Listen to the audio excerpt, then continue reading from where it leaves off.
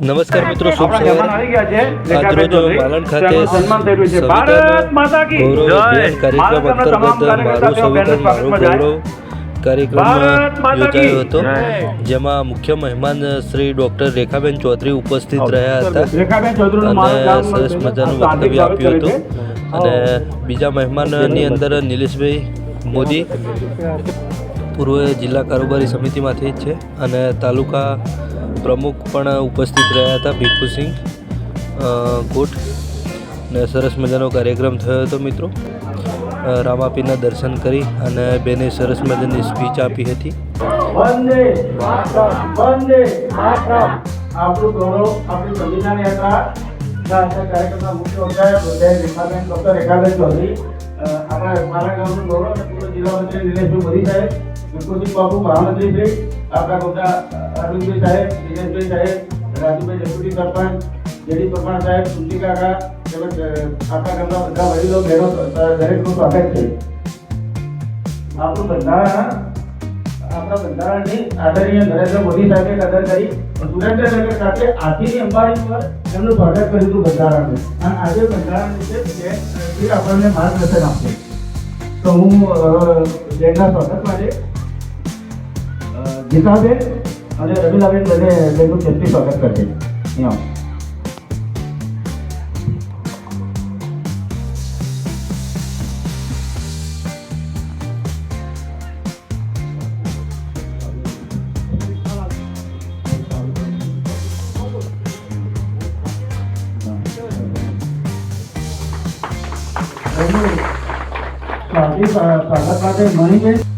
भारत माता की, रामदेव पीर की. આજે આ મંદિરની પવિત્ર ભૂમિ પર આપણી વચ્ચે અહીંયા મારી સાથે મંચ પર બિરાજેલ નિલેશભાઈ મોદી અને ભરતસિંહ અને તમામ ગામના વડીલો, ભાઈઓ, બહેનો, બાળકો, આપ સૌને મારા વંદન અને અભિનંદન. અહીંયા તમે જે મારું સ્વાગત કર્યું, સન્માન કર્યું, એ બદલ તમારો ખૂબ ખૂબ આભાર માનું છું. આપણા મોદી સાહેબના નેતૃત્વવાળી ભાજપની સરકાર ડોક્ટર બાબા સાહેબ ભીમરાવ આંબેડકરને યાદ કરીને સંવિધાન અભિયાન ચલાવે છે. હમણાં થોડા સમય પહેલા 26 નવેમ્બર એ આપણે સંવિધાન ગૌરવ યાત્રા કાઢી હતી પાલનપુરમાં. એટલે આપણો ભારત દેશ જ્યારે આઝાદ થયો 1949 થી 26 નવેમ્બરના રોજ સંવિધાનને આપણે એડપ્ટ કર્યું, એટલે કે એનો સ્વીકૃતિ કરી. અને એના થોડા મહિના પછી 26મી જાન્યુઆરી 1950 ના રોજ આપણે એને લાગુ કર્યું, એનું ઇમ્પ્લિમેન્ટેશન કર્યું.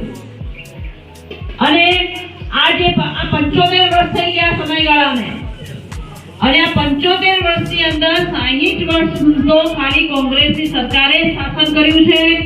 એમણે જ બંધારણને જે રીતે માન્યું એ રીતે આપણે એમની જોડે ઊભા રહ્યા છીએ.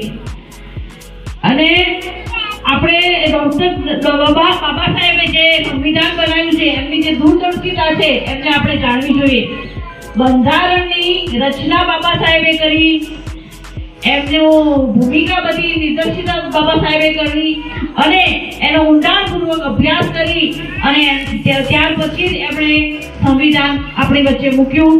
એટલે જેણે રચના કરી છે એવા ડોક્ટર બાબા સાહેબ આંબેડકર ખુદ કહે છે કે જો આ સંવિધાન તો મેં બનાવ્યું છે, બહુ સારા માણસે બનાવ્યું છે, પણ આ સંવિધાન જો કોઈ ખરાબ લોકોની વચ્ચે આવી જશે તો એ સંવિધાન ક્યારેય કામયાબ નહીં નીકળે.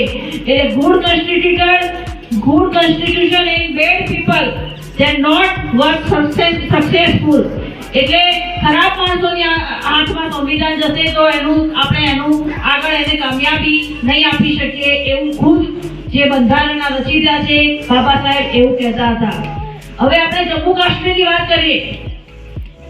જમ્મુ કાશ્મીરમાં વિધાનસભાની એસટીની સીટ નહોતી. જમ્મુ કાશ્મીરમાં લોકસભાની એસટીની સીટ નહોતી. જમ્મુ કાશ્મીરમાં એસટી પરિવારના લોકો માટે વિધાનસભાની સીટ નહોતી, એ લોકો ત્યાં લડી નતા શકતા. એ જ રીતે જમ્મુ કાશ્મીરમાં એસટીના પરિવાર માટે લોકસભાની સીટ નહોતી. અને આપણા બહેનોને જે ઘરેની હિંસાનો કાયદો છે, ડોમેસ્ટિક વાયલન્સ, એ કાયદો પણ જમ્મુ કાશ્મીરમાં નતો લાગુ પડ્યો. બાળકો માટે, ચાઇલ્ડ માટે છે એ પણ ત્યાં જમ્મુ કાશ્મીરમાં લાગુ કરવામાં ન આવતો. જમ્મુ કાશ્મીરના શ્રીનગરની અંદર શ્રીનગરની દીકરી જો શ્રીનગરના બહારના યુવાન જોડે જો લગ્ન કરે તો એ શ્રીનગરની દીકરી છે, એને પ્રોપર્ટી એક્ટનો લાભ ન મળતો, એને પ્રોપર્ટી એક્ટથી વંચિત રાખવામાં આવતી. આવા બધા કાયદાઓ જમ્મુ કાશ્મીર માટે કોંગ્રેસની સરકારે લાગ્યા હતા. આવા તો ટોટલ 126 કાયદા હતા કાનૂની કે જે કોંગ્રેસની સરકારે સંસદમાં પાસ નહોતા કર્યા. આપણા સાંસદો જઈને લોકસભામાં બેસી અને જે એમનો મત આપી આંગળીથી વોટ આપી અને જે કાનૂની કાયદો પસાર કરે છે એવા 126 કાયદાઓ ભારત દેશની અંદર પાસ થયા હતા, લાગુ કરવામાં આવ્યા હતા. પરંતુ એમાંથી 126 કાયદાઓ જમ્મુ કાશ્મીરમાંથી બાદ રાખવામાં આવ્યા હતા. આ પ્રકારનો અન્યાય ખાલી જમ્મુ કાશ્મીર માટે હતો. આપણા વાલ્મીકી સમાજના ભાઈઓ બહેનો જમ્મુ કાશ્મીરની અંદર ખાલી સફાઈ કર્મચારીનું જ કામ કરી શકતા. એમે વાલ્મીકી સમાજના બાળકો જમ્મુ કાશ્મીરની અંદર એન્જિનિયરિંગ કોલેજ કે મેડિકલ કોલેજમાં એડમિશન ના લઈ શકતા, કોઈ ગવર્નમેન્ટ જોબ ના લઈ શકતા. ખાલી ગવર્નમેન્ટ જોબ એમને મળે તો સફાઈ કર્મચારીની મળતી. આ પ્રકારનો અન્યાય આપણા જમ્મુ કાશ્મીરના લોકોએ કોંગ્રેસની સરકારમાં ભોગવવો પડ્યો હતો. એટલે આ બધાના હકોથી એમને વંચિત રાખવા માટે રાખ્યા હતા. એટલે આપણે જોઈ શકીએ છીએ કે good constitution in bad people that bad lot, એનો ભોગ આપણા લોકોએ જ ભોગવવો પડ્યો હતો. આપણે બધાએ ત્યારબાદ આપણા મોદી સાહેબ મુખ્યમંત્રી બન્યા ગુજરાતના, આપણે બધા એકતા યાત્રાઓ કાઢી, આપણે બધાએ ગૌરવ યાત્રાઓ કાઢી અને આપણી આ પવિત્ર આંગળીથી આપણે મોદી સાહેબને વોટ આપ્યો અને મોદી સાહેબને આપણે દેશના પ્રધાનમંત્રી સુધી પહોંચાડ્યા. અને એના કારણે ઓગસ્ટ 2019ની અંદર મોદી સાહેબની દૂરદર્શિતા, મોદી સાહેબના આદર્શ અને આપણા અમિતભાઈ શાહ સાહેબના રણનીતિને કારણે આ જે બધા કાયદાઓ હતા એ બધા કાયદાઓ જમ્મુ કાશ્મીરમાંથી ધરાશયી થયા. જમ્મુ કાશ્મીરમાંથી આપણી મોદી સરકારે નાબૂદ કર્યા અને 370ની કલમ એમણે નાબૂદ કરી અને દરેકને સમાન હક આપ્યો. જે રીતે ભારતમાં દરેક કાયદા લાગુ કરતા હતા એ જ રીતે જમ્મુ કાશ્મીર લોકોને પણ મોદી સાહેબની ભાજપ સરકારે લાભ આપ્યો છે. એક બીજી વાત કહું તમને, આપણા અડવાણીજી જ્યારે આપણા દેશના ઉપપ્રધાનમંત્રી હતા, કે ગુજરાત પણ પ્રધાનમંત્રી હતા, મનમોહનસિંહ 10 વર્ષ સુધી પ્રધાનમંત્રી રહેલા છે. આ બધા જ પ્રધાનમંત્રીઓ વેસ્ટ પાકિસ્તાનથી આવેલા હતા. એટલે આ વેસ્ટ પાકિસ્તાનથી આવેલી વ્યક્તિ પ્રધાનમંત્રી સુધી પહોંચી છે.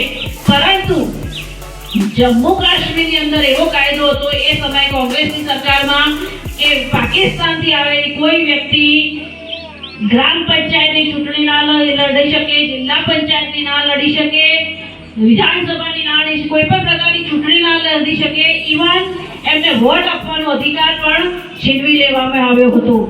એટલે આપણી ભાજપની સરકારે એમાં આ જે આંધળો કાનૂન હતો એ દૂર કર્યો, 370ની કલમ નાબૂદ કરી અને જે ભારતને જે હકો મળતા હતા એ સમાન અધિકારો આવીને સારો કાયદો પણ કેવી રીતે ખરાબ કરી શકે અને સારા માણસોને સારી રીતે એને લાગુ કરી શકે, લોકોને લાભ અપાવી શકે, લોકોનું જીવન સારું સુધારી શકે, એ આ ઉદાહરણ છે.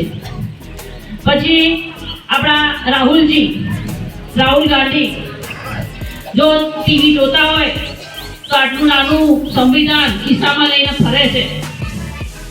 એમને તો એ પણ ખબર નથી, સંસદમાં અનુરાગ ઠાકુરજીએ કીધું કે આના પેજ નંબર કેટલા, પત્તા કેટલા છે તો એમને ખબર નહોતી.